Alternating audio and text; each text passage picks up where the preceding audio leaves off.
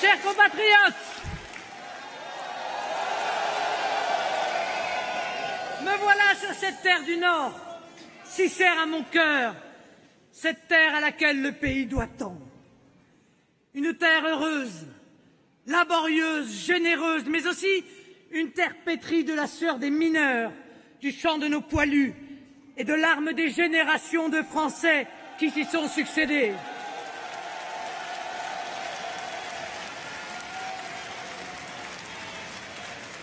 Une terre qui, comme toujours dans notre histoire, debout face au vent du doute, dans l'adversité s'est tenue impassible, stoïque, héroïque. Une terre qui, je ne l'oublie pas, il y a exactement 10 ans, tenait intacte en son cœur, au cœur du bassin minier, la lueur vacillante de l'espérance nationale. Hénin Beaumont, rappelez-vous, cher Hénin Beaumont, cher Steve, fut le seul second tour de l'élection législative. Il y a 10 ans, cette petite lueur est devenue flamme. Elle a gagné l'ensemble du pays et embrase aujourd'hui le cœur de millions de compatriotes. Nous avons ramassé le drapeau qui était dans le caniveau. Nous l'avons brandi quand les autres le honnissaient. Nous en avons fait un signe de ralliement, la marque d'un ancrage vivant et fraternel. Nous allons en faire à nouveau l'étendard de la liberté, de la grandeur et du renouveau de la France.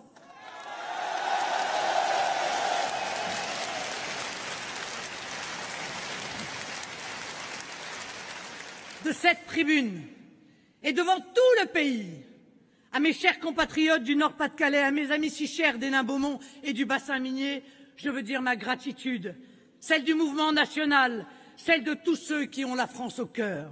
Grâce à vous, depuis 2007 et grâce à votre patriotisme électoral sans cesse renouvelé et amplifié au cours des élections, de plus en plus de Français se sont mis à espérer dans le redressement national. Merci. Merci.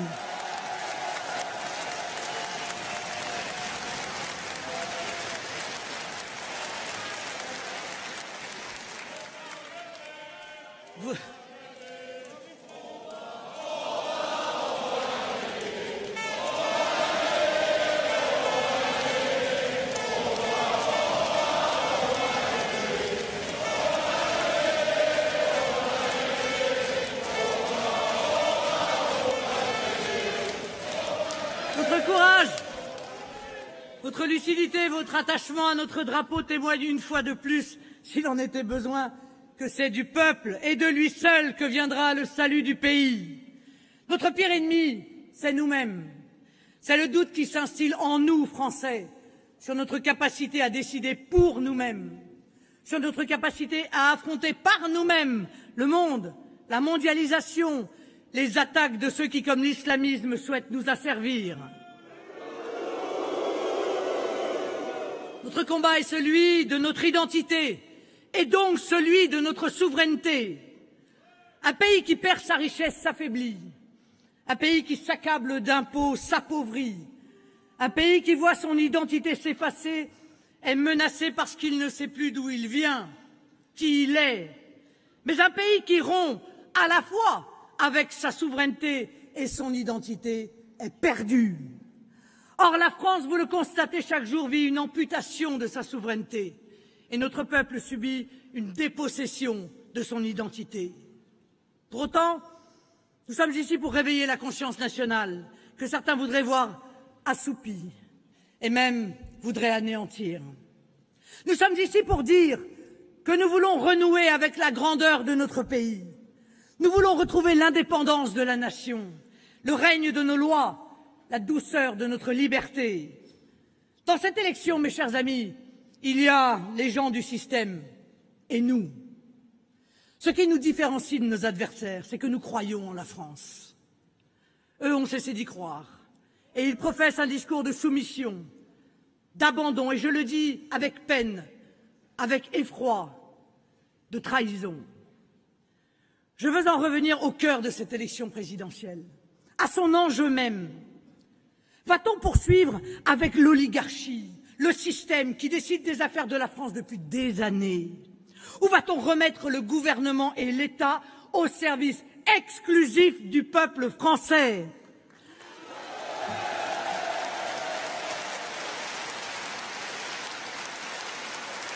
En application stricte de ce que celui-ci décidera pour notre destin commun. Les deux principaux adversaires sont une incarnation parfaite de cette oligarchie qui décide, de ce système qui oppresse et brutalise.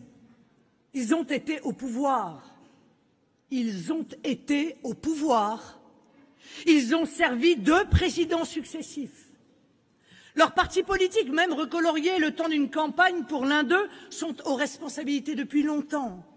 Ils ont un bilan très mauvais.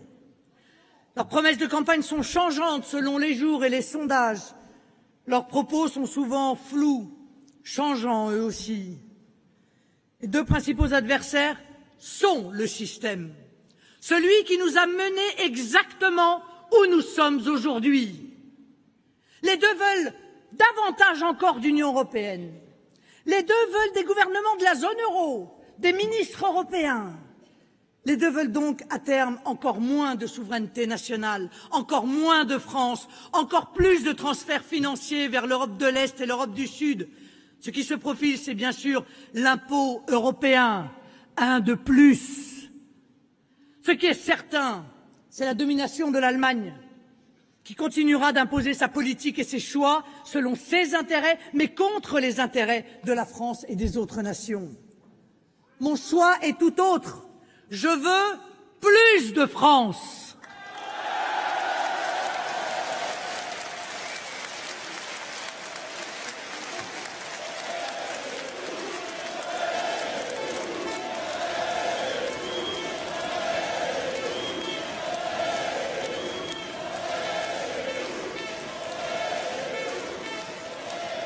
Je veux retrouver notre souveraineté nationale, c'est-à-dire notre liberté et notre indépendance.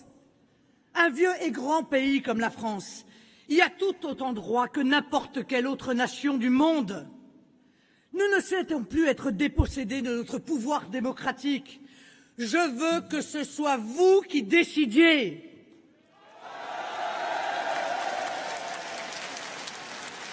Ainsi, les Français seraient-ils incapables d'assumer leur souveraineté monétaire, c'est-à-dire diriger leur économie? Mais je vous pose la question, n'a-t-on pas eu notre propre monnaie durant 15 siècles? Bien sûr que oui. Et cette monnaie a été l'instrument de nos succès économiques qui ont fait de nous, dans l'histoire, une des premières puissances mondiales.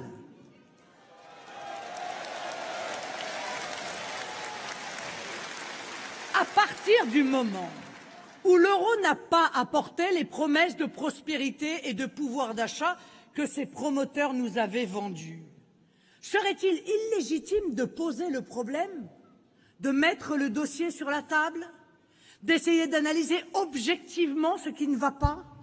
Ah, le déni de réalité est souvent plus confortable, mais il n'est jamais une solution. Élu, je poserai le problème à nos partenaires européens et à l'issue de la négociation, je soumettrai cette question au référendum des Français. C'est eux qui auront le dernier mot.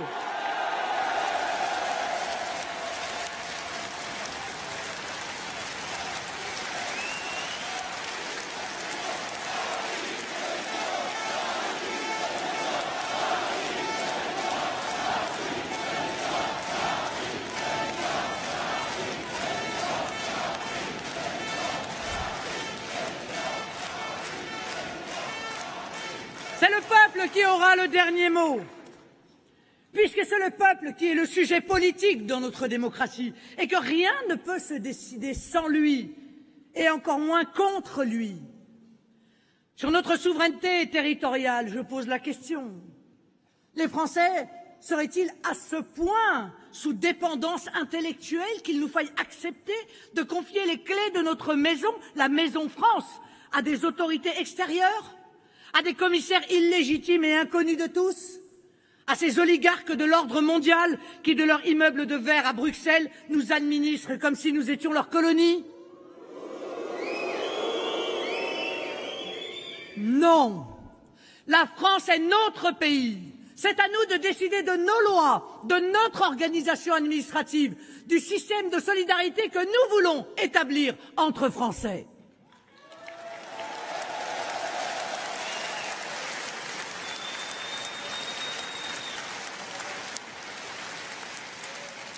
N'en déplaise à certains, je le réaffirme, il appartient aux Français et à eux seuls de décider qui rentre et qui sort de France, qui s'y installe et qui n'y est pas le bienvenu.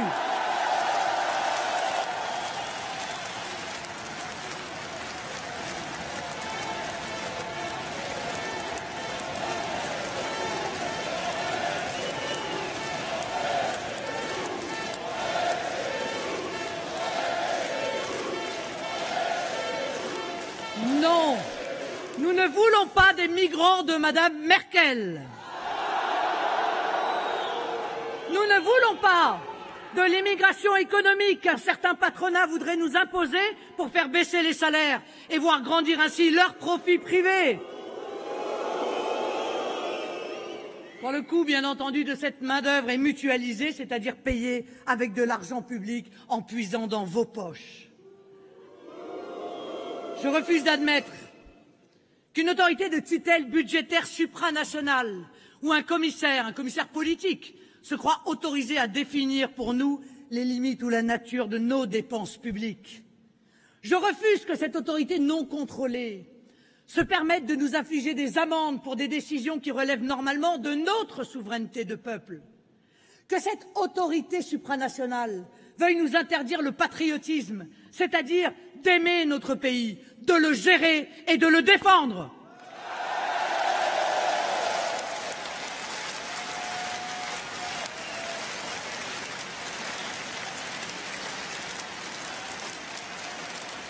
Mais nos dirigeants ont oublié que le titre premier de la Constitution a pour titre de la souveraineté. La souveraineté de la France, grâce à vous, avec vous et pour vous, je la rétablirai. Nous croyons que la France possède une identité culturelle et civilisationnelle, bien sûr, mais aussi une identité institutionnelle, une identité économique et une identité sociale. Une identité institutionnelle parce que son découpage territorial, commune, département, est le fruit de notre histoire. Parce que nos institutions sont régies par une constitution qui est une admirable synthèse et un subtil équilibre voulu par le général de Gaulle. Parce que notre pays est profondément attaché à sa liberté et à la souveraineté du peuple. Comme présidente de la République, je veux que notre Constitution retrouve sa signification, toute sa signification. Je ferai une application de l'article 1er qui nous rappelle cette règle essentielle. La France est une république indivisible, laïque, démocratique et sociale.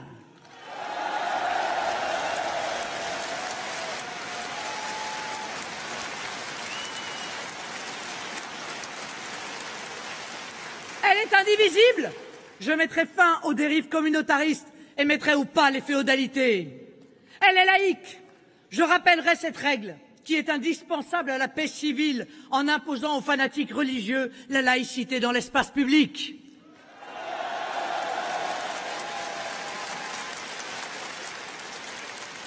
Elle est démocratique. Je rapprocherai le pouvoir du peuple en maintenant les échelons de la démocratie de proximité et de contrôle que sont les départements et les communes, je l'ai dit. J'instaurerai un référendum d'initiative populaire. J'assurerai une parfaite représentation parlementaire par l'instauration de la proportionnelle avec une prime majoritaire pour favoriser l'émergence de majorités de gouvernement.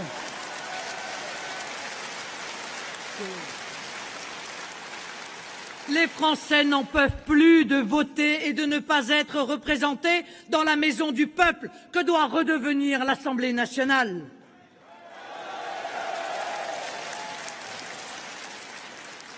Notre République, enfin, elle est sociale. Je m'y engage, car je crois qu'il ne peut y avoir d'unité nationale s'il n'y a pas de fraternité nationale. La solidarité nationale est le prolongement naturel de l'affection que nous nous portons entre nous et qui s'appelle le patriotisme. Les institutions, j'y suis 1000 fois plus attaché que les représentants du système. Présidente, je ferai respecter l'article 5 de la Constitution, qui fait du chef de l'État le garant de l'indépendance nationale et de l'intégrité du territoire. Je renégocierai les traités qui organisent abusivement les ingérences étrangères et européistes dans nos affaires intérieures.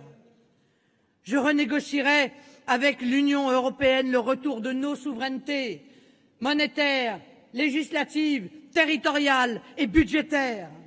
Je sortirai la France du commandement intégré de l'OTAN.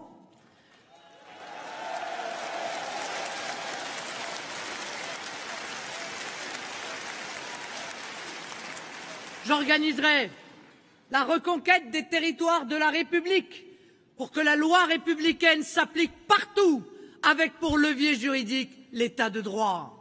Bref, je rendrai à la France son indépendance et son intégrité territoriale.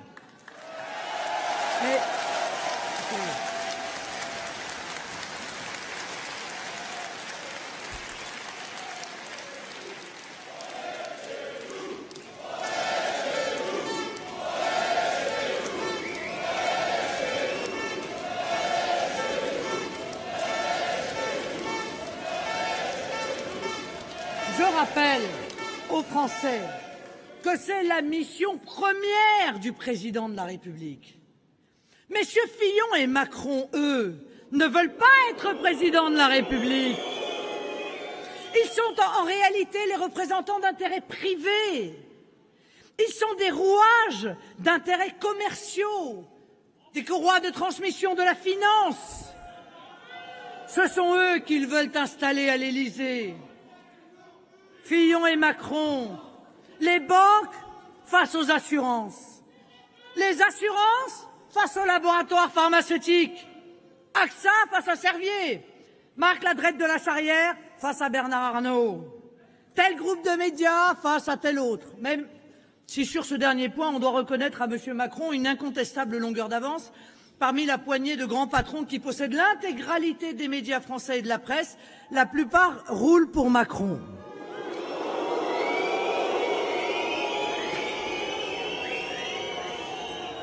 Et il croit que vous ne l'avez pas vu, y compris France Télévisions, et puis tant pis pour les Français qui paient la redevance pour assister à ce spectacle. Macron et Fillon, c'est aussi telle agence de communication face à telle autre. Eh bien moi, mes chers compatriotes, je suis libre. Libre de vous défendre, vous.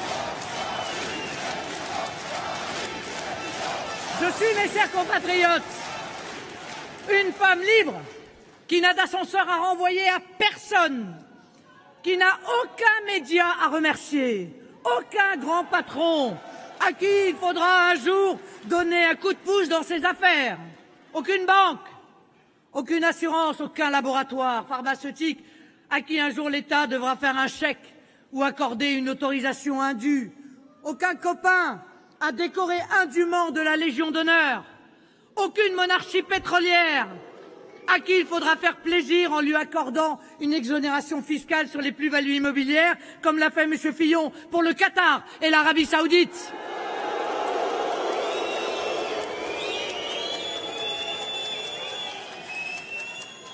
J'appliquerai mon projet, que j'ai présenté sans flou, sans détour, avec beaucoup de clarté et qui est en ligne sur mon site de campagne Marine 2017. J'aurai du courage et de la détermination face aux intérêts privés. Je ferai des référendums pour savoir ce que veulent les Français quand des grandes questions devront être tranchées. Et je respecterai le résultat de ces référendums, même s'il me déplaît, afin que plus jamais, la volonté des Français ne soit trahie comme elle le fut en 2005 après le référendum sur la Constitution européenne.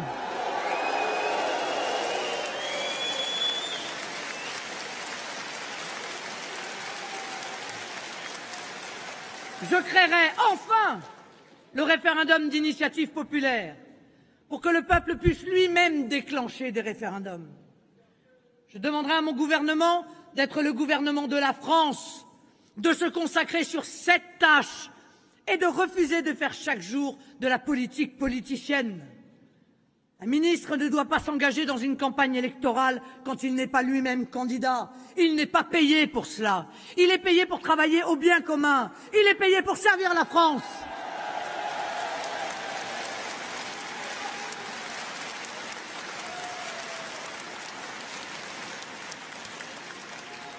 Identité institutionnelle, disais-je, mais aussi identité économique. Une identité économique que l'on appelle parfois colbertisme, par référence à ce grand ministre de Louis XIV dont elle s'inscrit dans une tradition historique.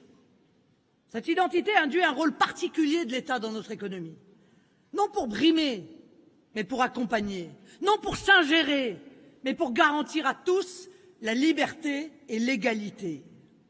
Cette identité économique particulière intègre aussi le rapport que nous pourrions qualifier de pudique des Français avec l'argent.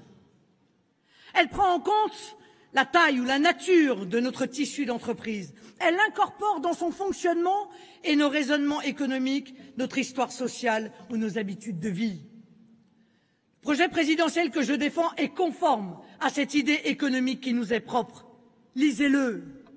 Vous verrez qu'il fait de l'État le promoteur et le garant d'un environnement économique favorable, au service de l'activité économique et donc au service de l'emploi. Il empêche les féodalités financières de faire régner la loi du plus fort, du plus influent, du plus intouchable. Il accompagne réellement les PME-PMI qui sont les grandes créatrices d'emplois. Notre identité économique, c'est également d'avoir un État patriote. Je veux dire, économiquement patriote. Un État responsable qui intervient lorsque le privé est défaillant dès lors que l'intérêt national le commande. Un État concerné qui prend des initiatives quand les projets d'avenir sont trop coûteux, comme le lancement de filières nouvelles, celle par exemple de l'hydrogène. Un État soucieux de l'intérêt collectif qui refuse de détourner le regard lorsque des grands groupes interdisent une recherche qui le concurrencerait, comme les laboratoires pharmaceutiques avec les génériques, par exemple. Ou encore les complémentaires santé, qui dépensent 8 milliards en frais de gestion et qui contribuent donc à surenchérir les coûts, particulièrement pour les personnes âgées. Souvenez-vous, en 1999, Lionel Jospin, Premier ministre socialiste déjà résigné devant les méfaits de la mondialisation, déclarait devant les salariés effondrés par des licenciements massifs « L'État ne peut pas tout ». Cet État, comme celui représenté par le socialiste Jean-Marc Ayrault à Florange, a déserté. L'État que je conduirai, sera aux côtés des entreprises, aux côtés des travailleurs, pour produire français. C'est-à-dire que l'État sera, mesdames et messieurs, le premier défenseur de vos emplois et celui de vos enfants.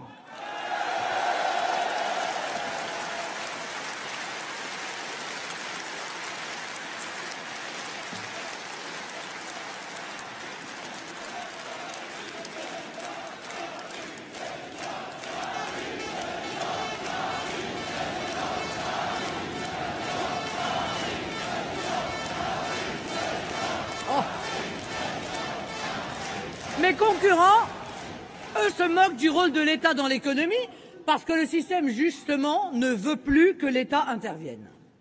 Que dire d'ailleurs de leur commune soumission à la loi El Khomri et de leur silence inquiétant sur l'union bancaire reprise dans la loi Sapin II, qui met en danger grave l'épargne des Français en incitant les banques à venir y piocher librement quand elles seront en difficulté, comme elles l'ont fait d'ailleurs, souvenez-vous, à Chypre. Ah bah oui, mais cette disposition est un autre des nombreux fruits pourris de l'euro. Eh bien, je l'abrogerai pour sécuriser l'épargne des Français et des retraités. Et je retirerai la loi El Khomri qui précarise les travailleurs, en particulier les femmes, sans rien apporter aux entreprises.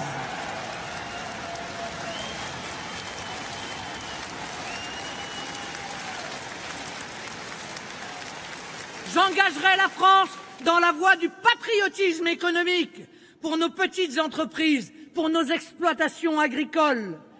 Je mettrai fin au scandale du RSI pour nos indépendants.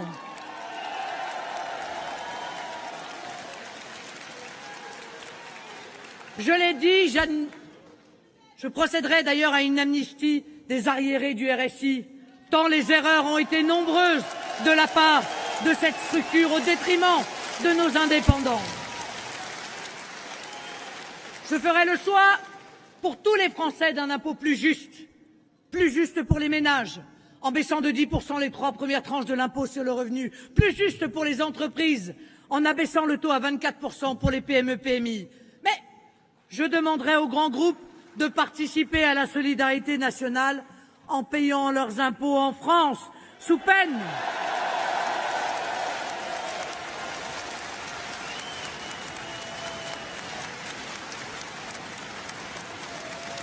d'être privés des marchés publics de l'État.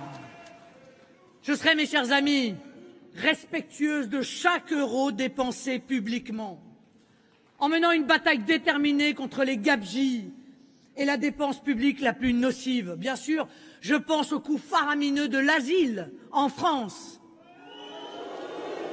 au coût général de l'immigration de masse. On les baissera drastiquement. Je pense aussi aux milliards versés à l'Union européenne, qui nous en rend 9 de moins que ce qu'elle reçoit de nous. On dit qu'elle est généreuse. Nous sommes bien généreux avec elle, compte tenu de ses résultats pitoyables. Eh bien, on y mettra fin.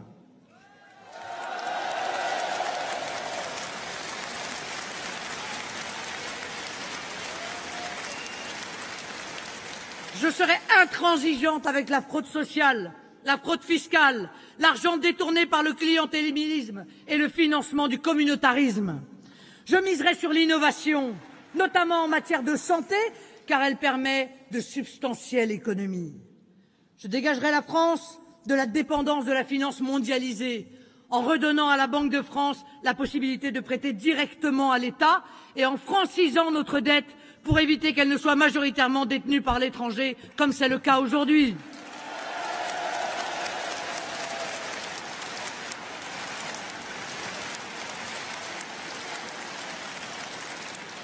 Je protégerai nos trésors industriels contre la rapacité de fonds vautours étrangers qui cherchent à les dépecer.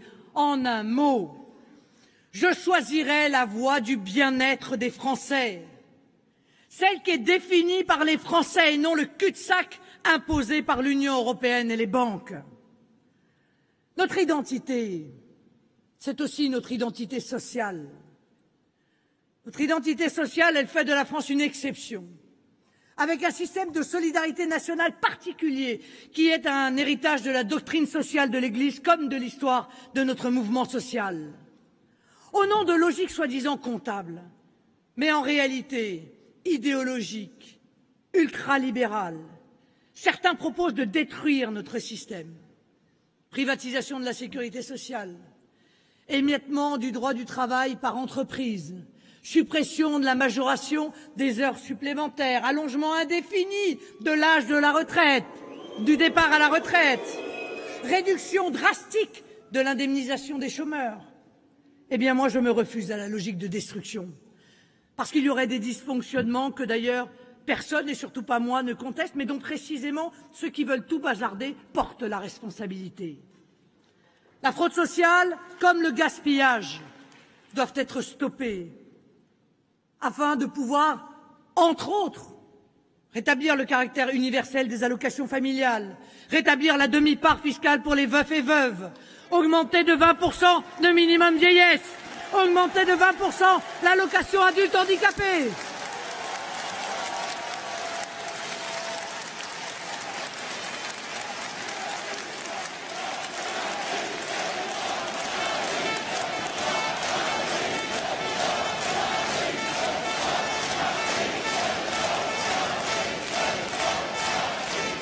Le système social doit être remis en ordre, modernisé, amélioré, mais certainement pas détruit. Et nous le ferons Nous le ferons en 5 ans. C'est l'axe social de mon projet.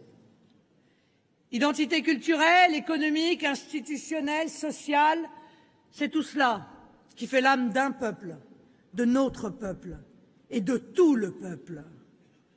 Mes amis, au moment où je vous parle du peuple de France et de tout le peuple de France, il me faut m'arrêter quelques minutes sur une partie du peuple, que le système oublie plus que tous les autres et qui est un véritable concentré de toutes les atteintes à la nation, à ce qui devrait aujourd'hui faire la nation française. Je veux vous parler de la Guyane. La Guyane va mal.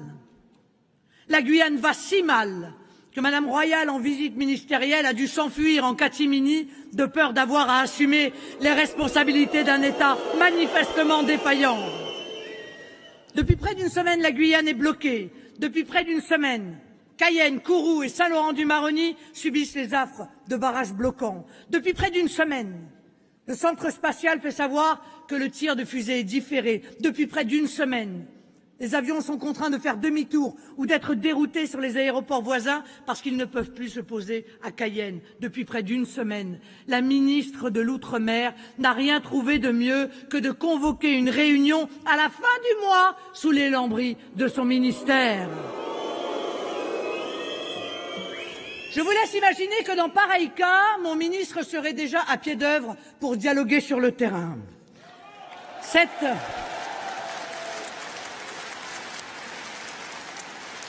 Cette incapacité de la ministre à réagir est telle que le Premier ministre a fini par la désavouer en envoyant une mission interministérielle présidée par un haut fonctionnaire. Pendant près d'une semaine, les médias nationaux sont restés totalement silencieux.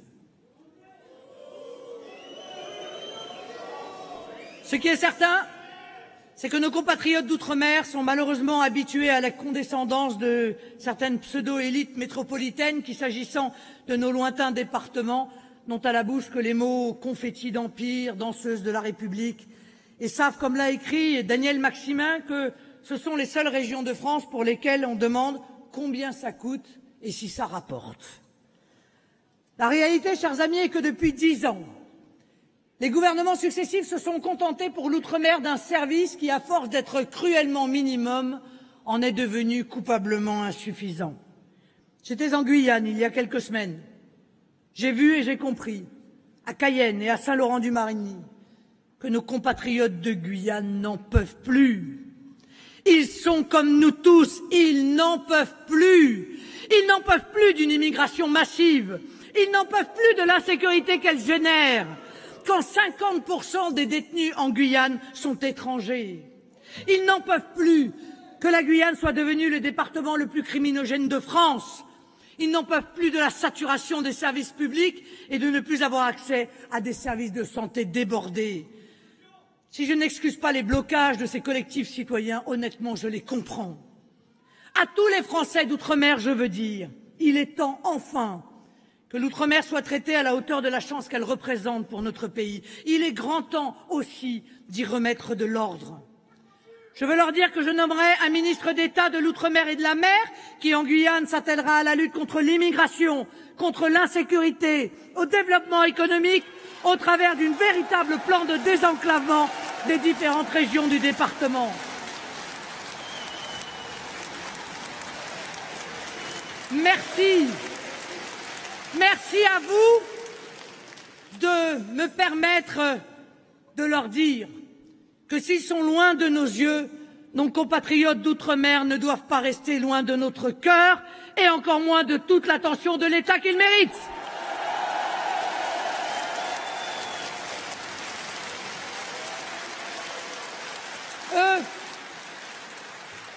Eux qui nous rappellent par leur existence même comme la France est grande. Car les mondialistes, et parmi eux les européistes béats, croient que la France est trop petite. Nous, nous croyons que leur Europe est trop petite pour la France. Dans leur monde, il serait logique que les Français acceptent une double soumission. La soumission d'en haut, devant les instances supranationales de l'Union européenne, et la soumission d'en bas, imposée par les bandes de voyous ou les islamistes. Avec nous, les Français ne baisseront pas la tête, ni devant les uns, ni devant les autres.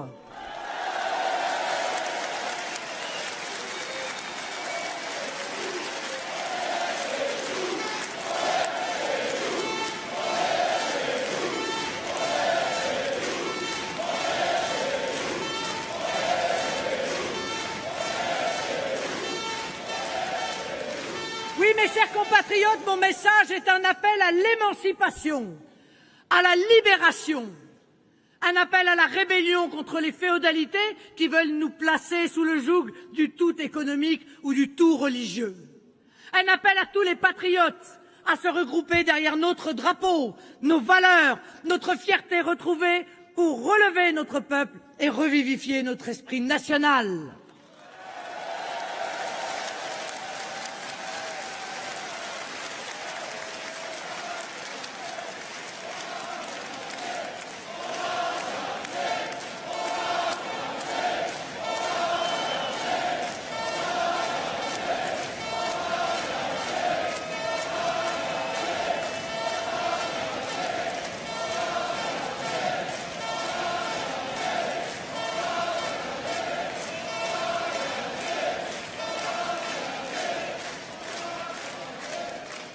Les politiciens du système que vous voyez à longueur d'antenne expliquaient que nous ne sommes plus rien et que nous ne comptons plus dans le monde. Ils ont tiré l'échelle. Peut-être parce qu'ils ne croient pas en eux. Ils clament qu'il ne faut plus croire en la France, que nous ne sommes plus capables de rien, que nous n'avons plus d'avenir dans le cadre français. Ces politiciens développent une vision post-nationale, c'est-à-dire qu'ils cherchent à enterrer toute idée de communauté nationale. Ils sont chez nous la voix ou les soutiens de ceux qui véhiculent l'esprit d'abandon, et on l'a vu depuis plusieurs décennies, de repentance. Leur trahison, c'est le prix de leur admission dans la caste mondiale. Celle qui se réunit à Davos, qui passe sans vergogne des fonctions publiques aux banques d'affaires. Celle qui vit grassement du trafic d'influence internationale en utilisant un carnet d'adresses, par exemple, de Premier ministre. Ils prétendent que la cupidité, la dévotion à l'argent, la loi du plus fort, seraient source de vertu, puisqu'elles généreraient en matière économique de l'initiative et du dynamisme. Qui sont-ils pour croire que des vices agglomérés feraient naître de la vertu? En matière économique, comme dans tous les domaines, l'accumulation du vice produit du vice et non de la vertu.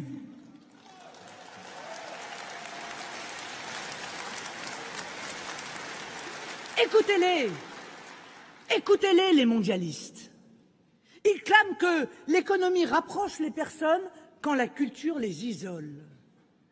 Cette vision ignore ce qu'est profondément un être humain, c'est-à-dire un être de conscience. Nous pensons que la culture fait notre humanité, qu'elle nous rapproche de nos compatriotes qui la partagent, mais aussi qu'elle nous rapproche des autres cultures en nous permettant de les apprécier pleinement. Le danger qui nous guette, ce n'est pas seulement la déshumanisation de notre société. Lorsque le mondialisme hédoniste fait le vide dans les têtes, le totalitarisme islamiste n'a plus qu'à les remplir. Les uns affirment que l'individualisme est la condition de la liberté, alors qu'il est un facteur d'isolement dans un chacun pour soi égoïste et destructeur. Les autres prétendent que le communautarisme créerait de nouvelles harmonies. Nous savons que les sociétés multiculturelles, par essence déculturées, sont multiconflictuelles et que ce projet présenté comme humaniste est en réalité un retour au Moyen Âge, la programmation d'une assignation à résidence communautaire.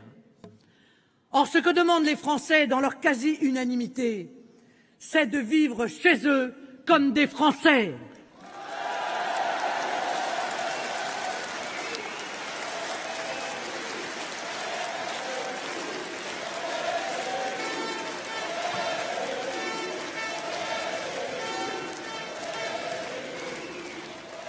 L'identité se vit d'abord comme un sentiment non pas dirigé contre l'autre, mais vers l'autre. Pour mieux le comprendre, on respecte d'autant mieux l'autre qu'on s'accepte soi-même. Pour être dépaysé, il faut être d'un pays. Il faut pouvoir apprécier la diversité du monde. Les mondialistes travaillent contre tout ce qui contrarie le libre-échange planétaire. Ils s'affairent à l'événement d'un monde asservi à la loi de l'argent volatile, à la soumission du monde à la marchandisation de tout, y compris des personnes. Dans cette région du nord de la France, martyrisée par la mondialisation, par les délocalisations sauvages, par les licenciements boursiers, innombrables sont les familles qui ont vécu dans leur quotidien les traumatismes de cette logique inhumaine, de cette logique intolérable qui nie l'individu et broie les vies. Avec moi, cette logique-là n'aura plus droit de citer. Pas plus qu'elle ne s'occupe du sort des hommes.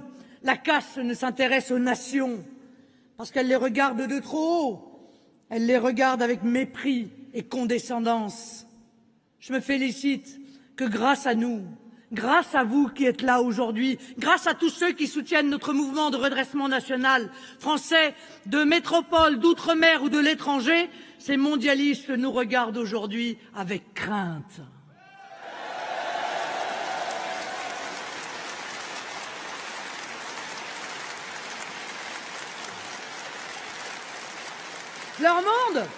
Leur monde est un monde qui renie les frontières parce qu'elles sont un obstacle à leur projet hégémonique et à leur volonté de puissance. Prenez un billet de 10 € et regardez-le. Dans leur monde, comme sur ce billet de Monopoly de l'euro, il n'y a aucune personne, aucun paysage existant, que des ponts imaginaires, des paysages qui n'existent pas. C'est un monde qui ne repose sur rien, qui n'exprime rien, en tout cas rien d'humain. Avec la chute du mur de Berlin, l'Occident a cru comme des enfants à la fin d'un récit avec des ogres et des monstres à la fin de l'histoire. Ils ont oublié qu'à l'échelle des hommes, il n'y a pas de frein à l'histoire. Dans la foulée, puisque les méchants avaient été convertis au libre-échangisme généralisé, tous les murs avaient vocation à être détruits. Et l'idéologie du sans-frontiérisme, de la disparition des frontières, s'est heurtée au mur des réalités, qui, lui, ne tombe jamais. Au fur et à mesure qu'on a abaissé nos frontières nationales, nous avons été contraints d'en ériger de nouvelles, à l'intérieur du pays. Les Calaisiens le savent, lorsqu'ils longent cette autoroute bordée par des grillages de 6 mètres de haut. Les Dunkerquois le voient quand ils passent aux abords du camp de Grande-Sainte, masqués par d'interminables palissades. Les Parisiens vont le percevoir avec ce mur de verre de 3 mètres prévu autour de la Tour Eiffel pour protéger les touristes des voleurs. Vous-même, mesdames et messieurs, comme particuliers, vous en faites la triste expérience avec la nécessité des clôtures de plus en plus hautes, de portes blindées, de plus en plus résistantes, de clés, de codes, de systèmes d'alarme. Eh oui, les murs que nous n'avons plus à l'extérieur pour nous protéger collectivement, nous avons l'obligation de les reconstruire à l'intérieur pour nous protéger individuellement. Nous le voyons, la frontière délimite un cercle d'inclusion, un espace au sein duquel la nation peut vivre paisiblement et où peuvent s'affirmer et s'épanouir des affections et donc une solidarité naturelle. Un pays qui n'a plus de contours n'a plus de compteurs. Pour les mondialistes, les hommes sont interchangeables. Ils sont de partout, donc de nulle part. Ils peuvent aller partout puisque toute frontière est pour eux illégitime. Pour les politiciens du système, un responsable politique ne conduit pas un pays, mais administre des populations. Il ne fait pas respecter l'ordre, mais négocie la paix civile. Il ne voit pas à long terme, puisque, comme on le dit à Wall Street, à long terme on est mort. Churchill disait « Le politicien pense à la prochaine élection, l'homme d'État à la prochaine génération ».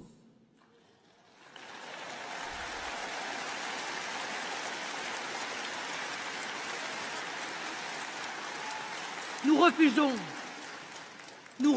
de vivre dans leur monde qui veut installer une société nomade, déracinée, désaffiliée, sans patrie et même sans sexe. Même à l'école, on nage dans les expérimentations idéologiques de quelques apprentis sorciers auxquels la lâcheté de nos politiques, leur ignorance, leur vide intellectuel ont donné une inquiétante portée.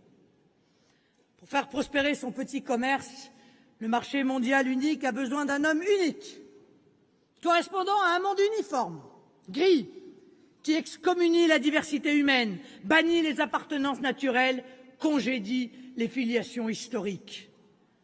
Leur règne est celui du laisser-aller, laisser-passer, laisser-faire, d'une croyance irresponsable dans une fécondité du chaos, de la table rase, bref, la prétention de ceux qui se croient redevables de rien.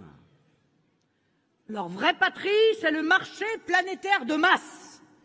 Il n'y a plus ni douane, ni territoire, ni nation.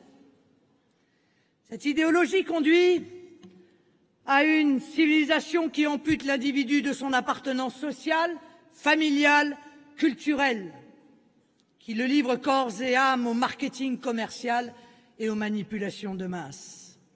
Contre les faits, contre le réel, contre les évidences, ces politiciens du système continuent leur incantation sur la mondialisation heureuse, leurs injonctions stupides à bannir notre patrimoine de souvenirs. Nous ne voulons pas que les hommes soient réduits à de produits taillables, corvéables à merci, puis jetables quand ils ont fini de servir.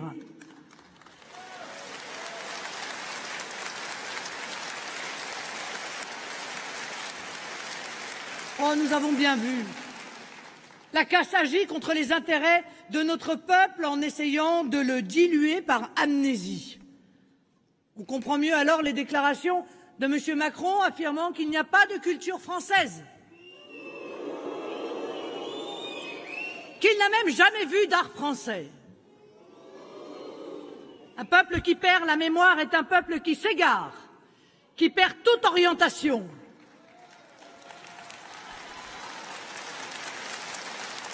Un peuple qui oublie son histoire et sa culture est un peuple en perdition. Mitterrand le savait et l'avait rappelé d'ailleurs dans une formule restée célèbre, un peuple qui n'enseigne pas son histoire est un peuple qui perd son identité.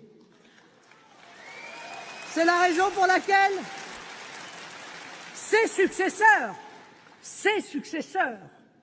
qui ont décidé de s'attaquer délibérément à la nation, prennent un soin militant à bannir de l'école un enseignement correct de notre histoire nationale.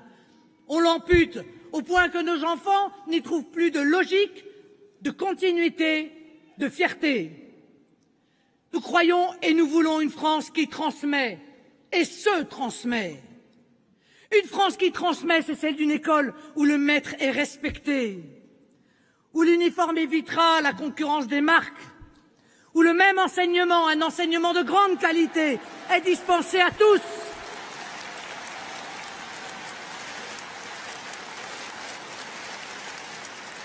Une école où les savoirs élémentaires, lire, écrire, compter, sont au cœur du projet éducatif. Une école où tous les enfants apprennent à aimer et à respecter la France.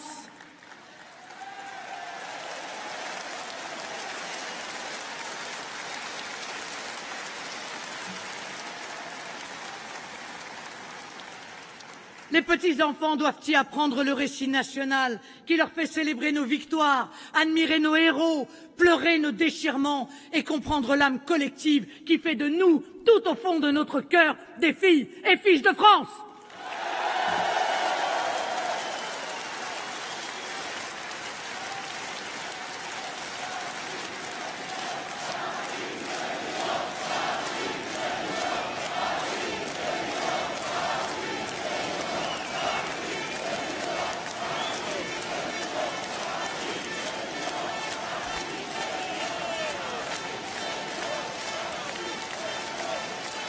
Les petits Français apprendront à maîtriser leur langue, qui fait vivre dans notre cœur les sentiments tels que nous les exprimons, notre belle langue française, qui exprime notre rapport au monde tel que nous le percevons et qui, à ce titre, porte une part importante du génie intime de la nation.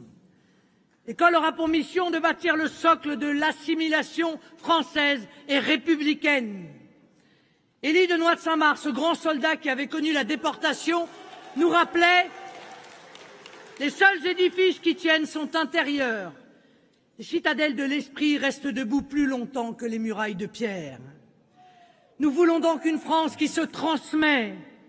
Une France qui se transmet comme on transmet un témoin dans le grand relais du temps, comme on transmet le flambeau de la vie et de l'esprit de la génération qui part à la génération qui monte. La globalisation sauvage est une grande broyeuse. Elle ambitionne de précipiter les peuples, c'est-à-dire la richesse et la diversité humaine, dans le magma en fusion de la mondialisation, de l'uniformisation, du multiculturalisme. La mondialisation croit pouvoir lier les hommes par le plus petit dénominateur culturel commun, autant dire le néant culturel. 300 mots de vocabulaire dans un mauvais anglais, sans référence culturelle propre, sans attachement à une histoire, tout ça dans une ville sale et sans âme. Nous plaidons pour la diversité humaine, non pas seulement le droit des peuples à disposer d'eux-mêmes, mais aussi leur droit inaliénable à rester eux-mêmes. C'est le droit que réclament tous les peuples du monde.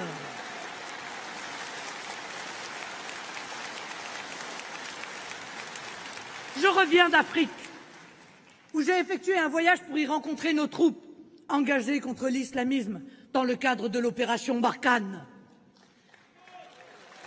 Vous pouvez les applaudir.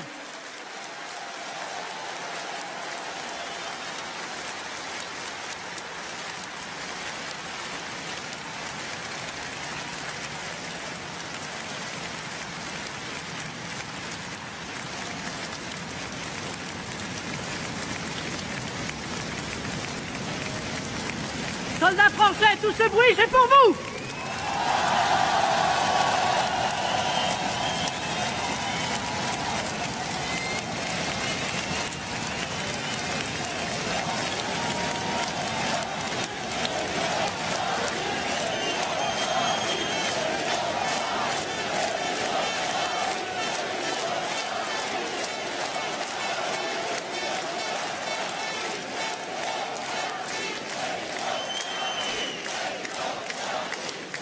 Je reviens d'Afrique, vous disais-je, et j'ai rencontré le président Déby, un grand homme d'État de cette Afrique si riche de sa diversité culturelle. J'ai pu mesurer, au travers des contacts que j'y ai noués, combien était partagée notre vision d'un monde où la diversité serait préservée comme un élément du patrimoine de l'humanité.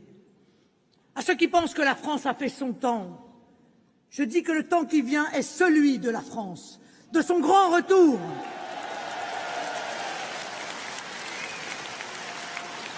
Je vous propose de renouer avec une triple fierté. La fierté de notre histoire, la fierté de ce que nous sommes, la fierté de la France que nous laisserons à nos enfants.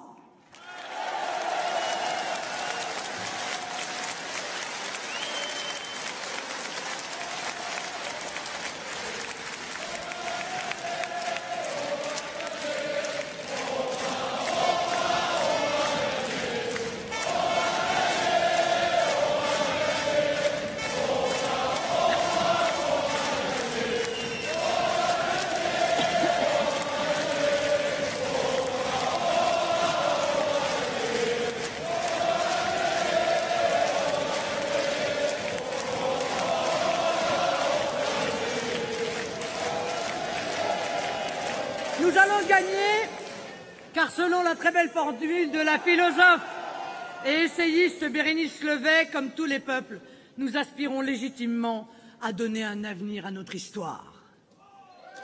L'heure de la grande confrontation démocratique des mondialistes et des patriotes est arrivée. Dans cette élection présidentielle, il vous est proposé en effet deux visions antinomiques de la société. Celle de la caste qui vit bien, c'est celle du CAC 40 qui réalise des dizaines de milliards d'euros de bénéfices pour eux-mêmes et que certains vont planquer aux îles Caïmans. Il y a du bonheur à la bourse, hein. Fillon s'y sent comme un poisson dans l'eau. Mais le principal représentant de cette caste du système dans cette élection, Reste le filandreux M. Macron.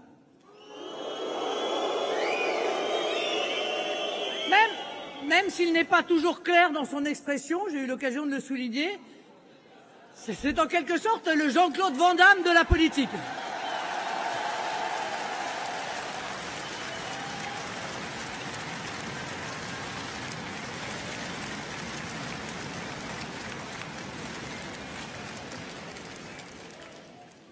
En général, on ne comprend rien à ce qu'il dit, à ce qu'il veut, mais lorsque l'on comprend ce qu'il dit, c'est assez inquiétant. Il considère, je voulais rappeler, qu'il n'y a pas de culture française, ou encore que la France serait coupable de crimes contre l'humanité.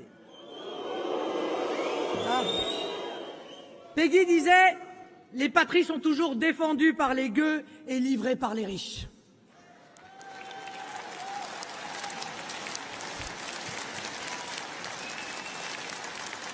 Tout de même, quelle ignorance ou quelle suffisance pour se croire ainsi autorisé à effacer d'une phrase sentencieuse le patrimoine immatériel d'un peuple, diffamer son apport au monde, se vautrer dans la négation de soi-même, faire croire que le passé ne devrait inspirer que le ressentiment. Quelle prétention de se croire si supérieur pour appeler les descendants d'une nation millénaire à congédier de leur mémoire 15 siècles d'histoire. Qu'il est éloquent de voir un homme formé pour servir la haute fonction publique, des fonctions ministérielles ou auprès d'un président de la République, véhiculer une telle haine de la France. Autour d'Emmanuel Macron s'agglutinent les éclopés du hollandisme.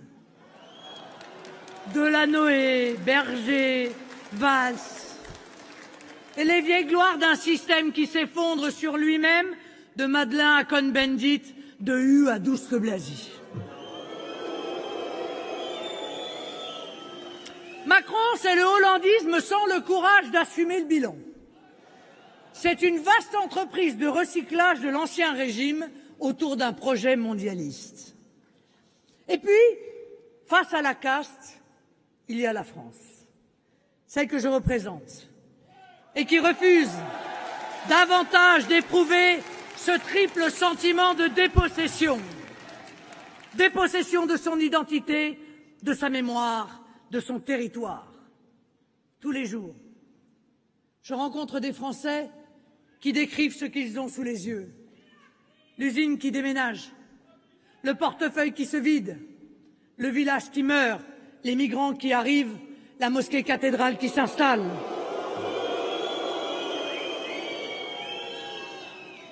Ces deux conceptions de la France résonnent à l'inverse l'une de l'autre. La France des mondialistes s'accommode que les uns prospèrent sur la pauvreté des autres. Je ne supporte pas l'idée qu'il y ait deux économies côte à côte. D'un côté, l'économie virtuelle, mobile, spéculative, celle des flux sans contrôle et des enrichissements sans cause. Une économie qui profite à des sociétés qu'on dit multinationales et qu'il serait préférable de qualifier de post-nationales. De l'autre, une économie réelle, sédentaire, productive, mais vulnérable, parce que délocalisable à souhait. Cette économie-là n'est pas protégée et c'est elle que je veux sauvegarder, promouvoir pour en faire l'instrument de la conquête commerciale du monde. De plus en plus de pauvreté, mais de plus en plus de profits, de moins en moins de riches, mais de plus en plus riches. Derrière cela se joue la conception de l'homme, de son bonheur. Ce choix est donc essentiel. Et je veux vous transmettre un message d'espoir. L'heure de la défaite des mondialistes est venue.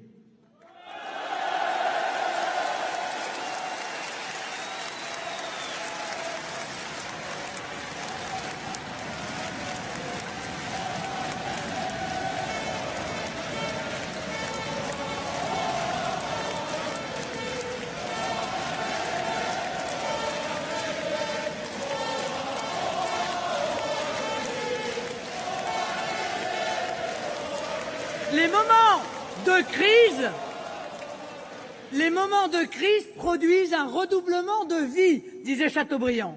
Eh bien, l'histoire se vérifie. Sous la botte soviétique, les dissidents étaient minoritaires, on les montrait du doigt. Ils pratiquaient les samizdat, ces petits journaux clandestins, vous savez, bien, ils sont aujourd'hui majoritaires. Le grand Solzhenitsyn disait les dissidents, il entendait par là les défenseurs des forces morales et patriotiques, sont à l'Est, ils vont passer à l'Ouest. Sa prophétie s'avère.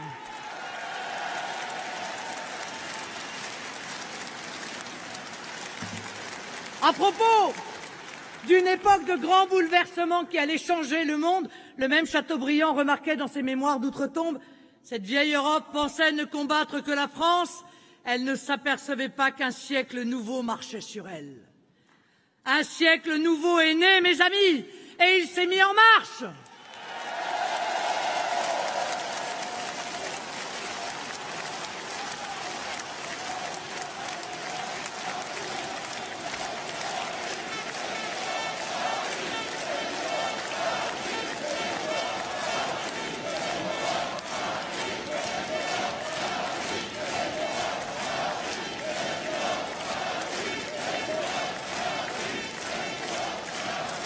Écoutez bien ce que je vous dis aujourd'hui. Nous allons vivre 3 événements majeurs. L'Union européenne va mourir parce que les peuples n'en veulent plus. Nous vérifions une fois de plus que les empires orgueilleux et hégémoniques sont destinés à périr. Nous allons changer d'Europe. L'idée européenne mise à mal par ces fossoyeurs que sont les fédéralistes va se ressourcer, se revivifier dans l'Europe des peuples, des coopérations et des nations avec nos alliés européens.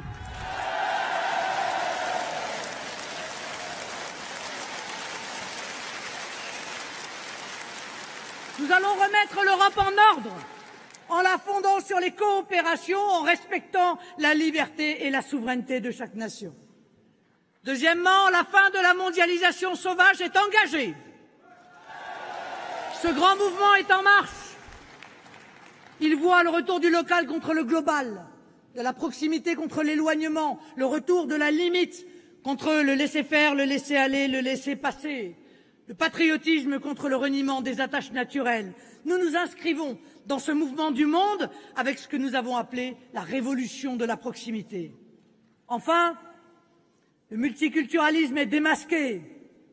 Il ne procède pas, contrairement à ce qu'ils prétendent, d'une vision humaniste de la société, d'une liberté reconnue aux individus, et d'embrigadement collectif visant à détruire la nation, à enrégimenter les individus. C'est le projet du fondamentalisme islamiste totalitaire et anti-républicain qui est en cours et que le système laisse faire aujourd'hui.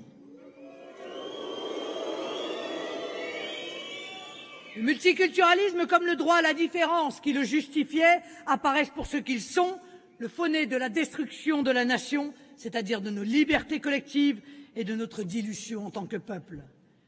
Nous sommes prêts à affronter ce monde en suivant les règles d'airain imposées par le général de Gaulle pour la réussite de l'action politique ou militaire, l'ordre et le mouvement. Le choix que nous avons à faire dans cette élection est un choix de civilisation. Vous le percevez. Si nous empruntons la voie du mondialisme, nous irons d'abord vers l'isolement individuel, vers la servitude de l'esclavage économique ou la servitude communautariste. Ce choix sera difficilement réversible. Si nous choisissons la patrie, comme je vous le propose, c'est tous ensemble, c'est tous unis que nous affronterons les défis de la mondialisation, de l'islamisme, du terrorisme. C'est là la seule voie du redressement, de la grandeur, de la liberté et pour chacun d'entre vous, du bonheur.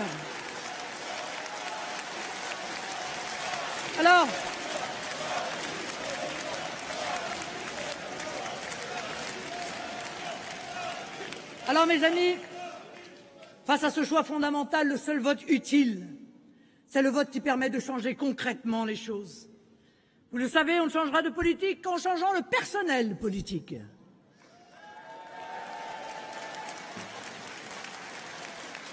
Vous aspirez à ce grand renouvellement politique. Les gouvernements de droite ou de gauche, comme les cohabitations que nous avons essayées, ont été de fausses alternances.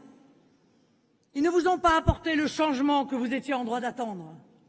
Je le mettrai en œuvre. Nous avons tant perdu de temps et l'occasion d'une vraie rupture ne se représentera peut-être pas. Vivons un grand mouvement du monde où les puissants d'hier sont congédiés comme M. Hollande, isolés comme Mme Merkel, sanctionnés comme M. Cameron. Dans le monde nouveau qui arrive, le monde où les patries ou non-patries sont réhabilitées, où les peuples retrouvent le pouvoir, où les oligarchies sont remises à leur place, les représentants de l'ordre ancien ne sont déjà plus entendus. J'ai rencontré le président libanais Michel Aoun. J'ai rencontré le président Idriss Déby, le chef de l'État tchadien. J'ai rencontré le président russe Vladimir Poutine.